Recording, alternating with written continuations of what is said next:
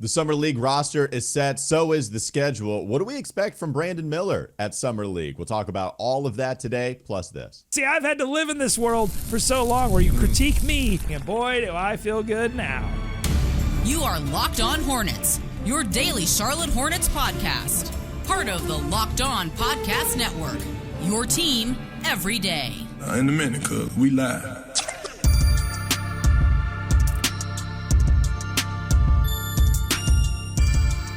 Locked On Hornets, part of the Locked On Podcast Network. It's your team every day. Thanks for making us your first listen. We're free and available anywhere you get your podcasts, and that includes YouTube, where if you're watching us and you watched the last episode, you can see us in the same exact clothing. You can see us in the same hat that Doug is wearing, and you can see the same Substack website, everyhornetsboxscore.com. Make sure you go check it out. Also there, you can find the subtext information. I'm Walker Mail. I'm on WFNZ. Check me out, too. Make me your second listen, 12 to 3 p.m., whether it's the WFNZ app or Sports Radio 92.7 FM WFNZ. Summer League roster is set. We couldn't get to it the last episode, Doug. We had to splice this thing into two. We got so much content to chew on. With the Summer League roster set, do you want to go over some of the main takeaways? You want to start with Brandon Miller being mentioned? I'll let you lead the way here. Yeah, the big names that we know that are going to be part of Summer League, which we should say is really broken up into two Summer Leagues. There's this California Classic that's going to happen in Sacramento, and that will be 3 days, July 6th through the 9th. And then they're going to go to Vegas and do the whole Vegas thing. So the Vegas thing will be 4 games, maybe 5 if you don't make the 4-team playoff. And, you know, the Hornets have not been anywhere. They have not sniffed that playoff. And I don't know if they will now because we thought we had a point guard finally, KJ Simpson, this guy they drafted in the second round. But KJ Simpson is going to miss the entirety of Summer League. Some of the guys that will be there, though, the big names are, you know, Nick Smith Jr. and Brandon Miller. Brandon Miller is on the roster. Las Vegas only, says the little asterisk here.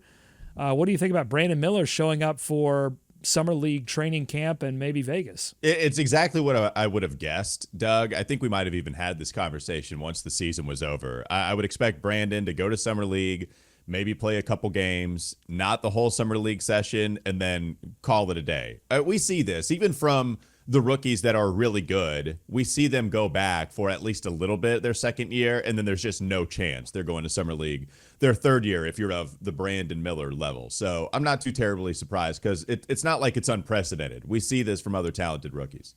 It's not unprecedented, Walker, but you know what the reaction to this is going to be. It's going to be, you just went through 2 seasons of just devastating injury after devastating injury. Why would you even risk playing him at all in any kind of function that doesn't matter? I don't care if it's a game of checkers. Like, why would you do anything with him where it didn't pertain to preseason or regular season basketball? Well, this is what the conversation was last year. When we saw enough of Brandon Miller and then we saw him have a good game, we thought, all right, let's stop on the positive momentum. Now you're just toying with the last couple of games. We've already seen enough from him. Let's just bring him back. All of the positivity. Here, like now it's just probably getting some run. Charles Lee is coaching, remember? So maybe you get your first little bit of getting to see how Lee and Brandon Miller, mesh with one another, coach, player. Brandon also, if KJ Simpson isn't going to play, Doug, is it going to be a situation like last season where Brandon is your best decision maker with the basketball in his hands? Because honestly, it's not like I did a whole lot of deep diving on a lot of these other prospects that are going to be playing for this squad. So not a lot of names that I recognize from the college level. I'm not one of these hardcore draft junkies. I usually keep it tight within the prospects that are available for the Hornets, wherever they're selecting.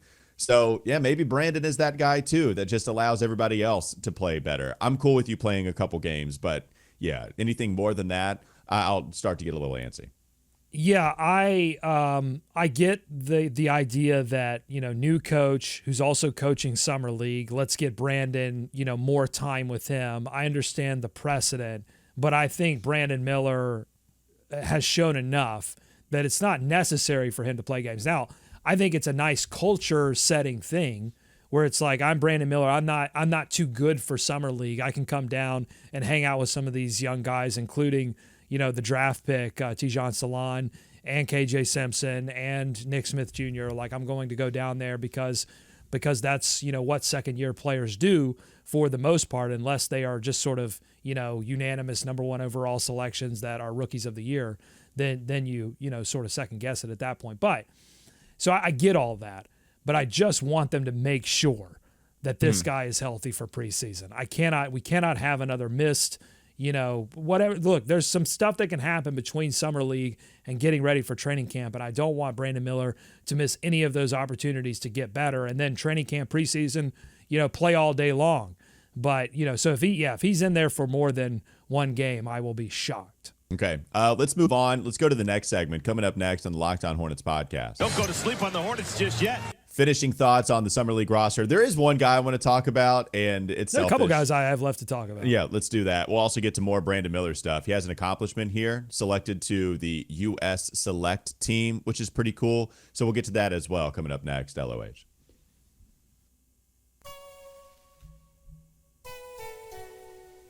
This episode is brought to you by Game Time. Game Time! Game Time is an authorized ticket marketplace of Major League Baseball, which makes getting tickets faster and easier, and prices on Game Time actually go down the closer it gets to first pitch, with killer last-minute deals, all-in prices, views from your seat, and their lowest price guarantee. Game Time takes the guesswork out of buying MLB tickets. Let's discuss some of those deals. Last-minute deals, flash deals, and zone deals. I like the zone deals the best because you can save even more when you choose a section and let Game Time choose the seats, so you still get to refine it to a place that you want to sit, even if it's not the exact row, and then you can get cheaper seats there. I think that's a really savvy thing that Game Time is offering for everyone. Take the guesswork out of buying MLB tickets with Game Time. Download the Game Time app, create an account, use code LOCKEDONNBA for $20 off your first purchase. Terms apply. Again, create an account, redeem code LOCKEDONNBA, LOCKEDONNBA, for $20 off. Download the Game Time app today. Last minute tickets, lowest price, guaranteed. More Locked On Hornets ahead. Okay, let me start with one player that I want to discuss because I fell in love with this guy in college, Doug, watching him at UNC Asheville. And so he's a local product. The Hornets love bringing the local products in. One of the rarities, though, not a ton here locally. No, you're right. We have two. I'm trying to think of his name. We have... I don't have the roster in front of me, but we have someone that actually played overseas, was from Cox Mill High School. Yep, Matt there you Morgan. go. From Cox Mill, and actually went to Cornell and has been playing professionally for a couple of years now. But Drew Pember is the other guy. Went to UNC Asheville. Doug, he was dominant in the Big South. He's listed at 6'10". He's 190 pounds. He's a two-time Big South Player of the Year. He's a two-time Big South Defensive Player of the Year. Wow. These stats are bananas. Let me read them off to you. Okay. The past two seasons, okay? He averaged 21 points and 20.6 points per game in each of the last 2 years. It's pretty good. 9 rebounds and 8 rebounds the last 2 years. He got to the free throw line shooting 9 attempts per game 2 seasons ago and 8 attempts per game this past season in college. That many free throw attempts. And he shot 83% or better each of the last 2 years. Over 50% on twos and 38% 2 years ago from three on 4 attempts per game. 37% from three this past year on 5.5 attempts per game. All of the stats, even in the Big South, tell me Drew Pember deserves to have a shot somewhere in the NBA. Oh, and by the way, I mentioned the Defensive Player of the Year stats. Yeah, he averaged over 3 blocks per game 2 seasons ago and 2.7 blocks per game this past year. All the stats suggest give this guy a shot, see what he can do, and if not, drop him, let somebody else take the chance. But this is a local product that is absolutely worthwhile taking a chance on. Well, I want to make a couple of notes here. The Hornets have some open two-way spots. Leaky Black, who has one of those two-way spots, is on the roster now. They did not tender an offer to Amari Bailey, so Amari Bailey is not on this roster. They've just waved goodbye to Amari Bailey. So there are open two-way spots on this team to be had. So guys, you might not know these names, but there are guys that might be part of the Hornets' future moving forward. I like that we don't know a lot of these names. James Banks, Raekwon Battle, Pedro Bradshaw, Kevin Cross Jr., Marcus Garrett, Malik Hall, Caleb McConnell, Matt Morgan, who we just mentioned. Like, a lot of these names are unknown, and I love that because we're bringing all new names to the table. We're bringing creativity. Let's find something that nobody's looking at. I'll give you a couple other names that I like. Jake Stevens, 6'11", 270. He has like a 7'10" wingspan. This guy's a monster, and he can shoot it well from three. It's a big that can shoot. There's some rumors swirling around right now, Walker, that Nick Richards could be on the move. New York, the Knicks, they lost Isaiah Hartenstein. They're going to be looking for a backup big. The Hornets may have an opportunity there with his contract to pick up, I'm not trying to get crazy here, but I think they could get a protected first-round pick, maybe a late first round. I'm getting crazy. But if that opportunity presented itself and they couldn't turn it down, they're going to have to look at this Summer League roster. I think they're going to have to look anyway for a third big, but you might be looking for a second big too. So Jake Stevens, somebody to watch. You just mentioned Pember. That's another guy to watch. Matt Morgan, I think it's an interesting name. He was a Euro Cup MVP. Was really good overseas. He's 6'2", so he's going to be a point guard. So I think, with KJ Simpson out, Matt Morgan might have a chance to shine here as well. And I think Leaky, he got some playing time and did some fun things and made Eric Collins giggle. So we'll have to see if he can continue to do that here in Summer League. Oh, loves Leaky. I love Leaky. Eric Collins loves Leaky. Yeah, no, Leaky might be one of the more interesting names too, to see does he bring it to a different level offensively to justify him staying on the roster. I mean, Steve Clifford went to him last year in dire situations. And like Doug, honestly, was one of the guys that, okay, given the circumstances, all right, not been terrible. And that really was more so defensively, but didn't try to do too much offensively. So, yeah, we'll see. I don't know. All these guys have a shot, and maybe they can make the most of it. How about Bryce McGowan's? Oh, well.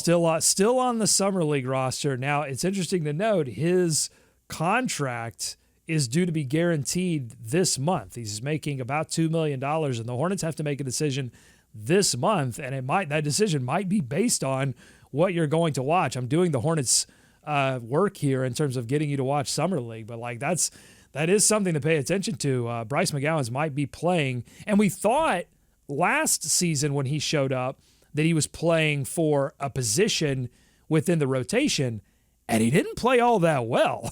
No, he was bad last year in Summer League. He held on to the basketball. It was his time to shine, and he missed a lot of shots, lots and lots and lots of missed shots from Bryce McGowan. So he didn't play well. Doug, this is a little JT Thor-esque for me, where JT Thor goes back to Summer League for a third straight season, second-round pick, late guy, have some hope for him, actually does some nice things his first stint over there. Second stint, little underwhelming, kind of last chance stuff here for Bryce McGowan, and he's barely hanging on. We'll see how much Charles Lee likes him. It feels like he feels like a fifth-year senior. Like, it feels like he's been playing it. So I know it's only been, 3? This is his third trip, but it feels like 17. I don't know why. Oh, the other thing is, by the way, Amari Bailey not on the roster. I mean. Oh, yeah. Now, here we go. This is the reverse. No. You pulled to me. I wasn't listening. Yeah, oh, yeah. See, the vacation. You're thinking about vacation. See, when people watch this, they should know we're on vacation as you watch this. I am currently eating spare ribs. I don't know what Walker is doing, but we are on vacation. We pre-taped this. But I just want you to know that Walker, in this moment, is thinking about the barbecue that he's going to go to, and he just pulled a me, which is he didn't listen to when I said Amari Bailey was off there. I went a solid 30 seconds on Amari Bailey. Yeah, you know what I was doing? With that? It wasn't necessarily the vacation. I was looking up more Drew Pember stats and thinking, this is the guy that is filling the James Najee void in my life. So James Najee, he's going to be injured in Spain. He was drafted against his will. I don't know if you saw that. Jonathan Givony used Najee as an example of being drafted by the Hornets despite not wanting to be drafted by the Hornets. Except Mitch Kupchak said, too bad, I like you too much, my man. We're going to select you here, and we're going to figure it out from there. No, Drew Pember, maybe he wants to be here. He's filling the void left in my life, left by James Najee. I love that idea. James Najee being, that is the ultimate beggar being choosy, right? Like, James Najee, how are you going to sort of throw your weight around and say, I don't want to be drafted by the Hornets? But listen, he joins a long line of folks that have not wanted to be drafted by the Hornets. That's right. That really doesn't matter. That's not how the draft works. No, it's not. And it only works that way if you're Alex Sarr, and you can, you have that kind of. You got a little wiggle room there. Yeah. Okay. Anything else that you need me to repeat? I think it's interesting. Bryce McGowan. I love this, the shoe finally being on the other foot. See, I've had to live in this world for so long where you critique me for not listening, and boy, do I feel good now. Well, the last player I want to bring up, Bryce McGowan has a really interesting summer league thing. Like, third straight year. We're already at the barbecue. It feels like Bryce is like a fifth-year Smell senior. the I know it's not been that long, but he feels like he's been here for so long. I just wanted to say those things real quickly. One more segment to go. Coming up next on the Locked On Hornets podcast. Don't go to sleep on the Hornets just yet. This Drew Pember guy is pretty interesting, too. Dude, I love him. Oh, man. We'll talk about Drew Pember next here at Locked On Hornets. Some actual original Summer League thoughts. I promise I won't mention Bryce anymore. But we went through it yesterday with the injuries. Unfortunate news. Tidjane Salaun, laceration, out for a little while, but will be ready for Summer League. And KJ Simpson, I'm getting choked up, suffered a hamstring injury, and he's not going to be available at all for Summer League. That was a real bummer. Everyone wanted a legitimate point guard in Summer League. Maybe we have that. We just don't know who that player is, but we know it's not going to be KJ. Maybe it could be. I said that too. Yeah, maybe it could be. Maybe. I'm saying maybe. It could be Matt Morgan. I did hear you on that. I think Tidjane Salaun is the guy that you're worried about most here, right? Like, I'm glad that he's available, but this is the example I went with when they selected KJ Simpson. Last year, Brandon Miller struggled in Summer League. Even us as Scoot fans and Scoot wagon drivers could assess the Summer League and say, this is not fair to criticize Brandon Miller because there is no floor spacing. Brandon Miller is a little out of position because you clearly trust him the most with the basketball in his hands. He's the best passer on this roster. He's not being set up, so we actually think he might do a little better once he gets to the big leagues. Enter Tidjane Salaun, who isn't anywhere near skilled the player that Brandon Miller is, and you still don't have a point. We don't know yet. But if you still don't give him a point guard, like Doug, I think he's going to be really affected by this. And so I hope that I'm wrong. We can see the defensive intensity. Don't really need a point guard for that. Rebounding, don't need a point guard for that. Spot up shooting, yeah, you kind of do. How do you think Salaun will perform without KJ Simpson? And let's just say if it holds true that you don't have a PG out there, how does that affect Salaun's game? Conspiracy theory now, I'm putting my tinfoil hat on, that when KJ Simpson got injured and wasn't going to be part of Summer League, that's when the organization went to Brandon Miller and said, listen, we need you to go to Vegas, give us a little cover, take the attention away from Tidjane Salaun. I don't think there's going to be immense pressure for Salaun because I think it's well documented that he's a project. I don't think people are expecting, I hope people aren't expecting for him to go and be a Summer League star.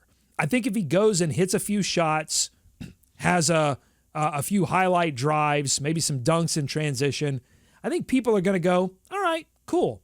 I don't know that they're expecting a ton out of Salaun. Now, there's a limit to that because I think people will go, hey, he's a project. But if he goes out there and looks like he doesn't even belong on a Summer League roster and stays that way, because Brandon looked like that his first game, and then he shook it off.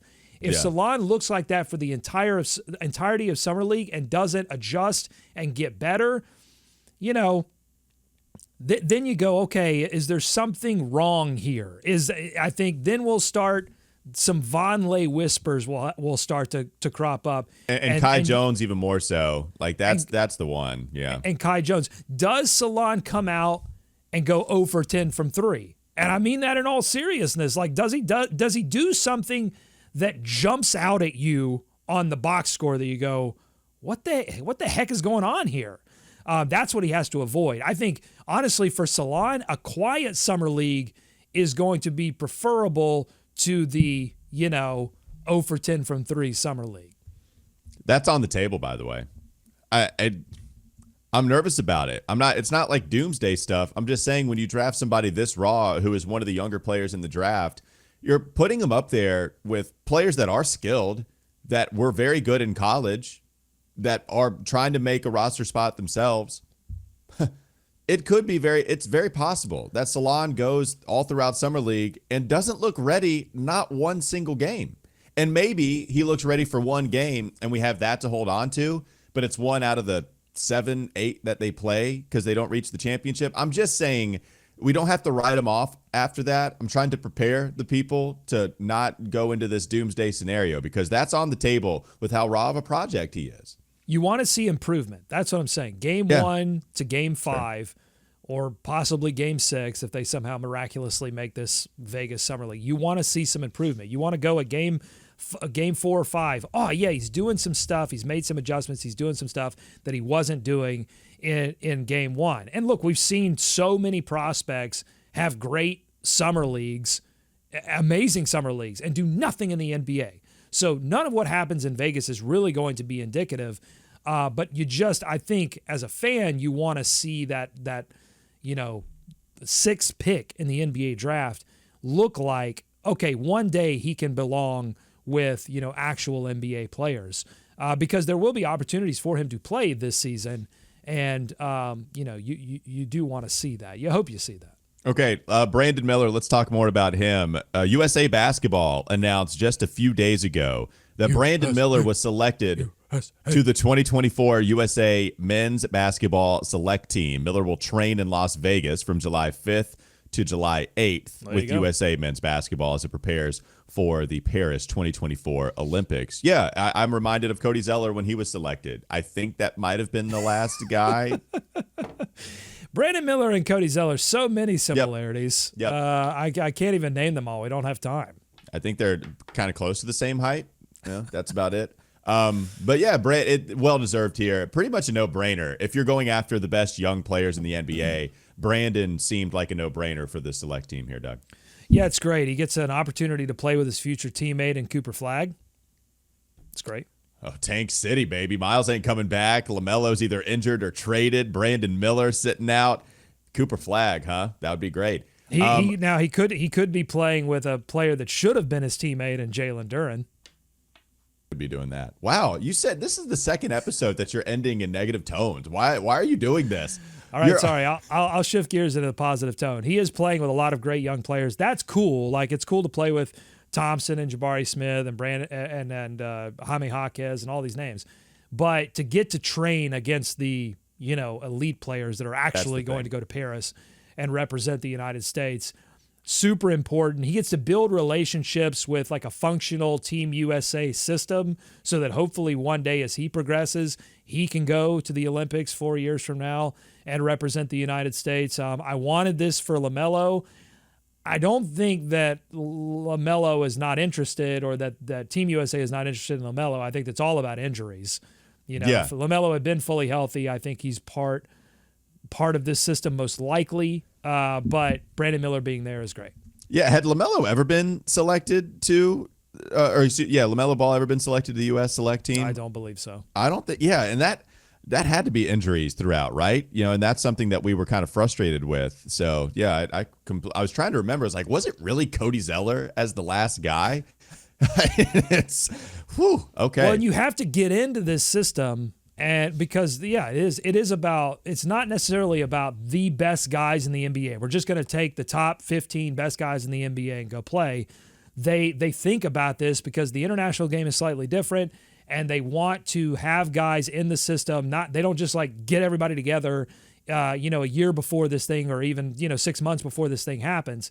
This is a process that leads many years into playing for the Olympic team. So Brandon Miller gets to be a part. I mean, it's almost like a tryout. You get to play against the A team in hopes of being there someday. So yeah, I think this is huge for Brandon Miller. And so many guys, agree. Paul George in particular, like his GOAT, talks about his experiences with Team USA and how that helped him in his career. So they all do. They value that stuff. Yeah, you're right. It's so under discussed, but I think it does have a big impact, and especially with you being able to network with these players, get the tricks of the trade, work out with them. Even if you only develop one relationship with all of the star players, that's still a big deal. So I'm with you. This is great for the Hornets to have a star player be able to play with them. I think that's really cool. But if he gets hurt, I swear to everything that is holy, I'm moving to Canada. Go Spain, go Spain, go Spain.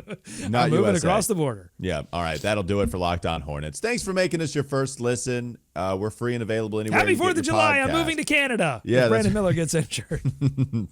That is the worst thing that can happen to this country. It would be. All right. We're going to do this episode next time eating maple donuts across the border. So make sure you tune in and watch us on YouTube. Subscribe to YouTube to get that episode, by the way. Yeah, we'll take one day off and then we'll take the weekend off. Hopefully you guys can find some relaxing time on the lake, drinking some brewskis, whatever it is that you do to celebrate July 4th. Hopefully you guys have a great time and then tune into Locked On Hornets on that Monday. We'll be back with you then. Happy vacation. Have a good weekend. So long. I'm just kidding, America. I love you.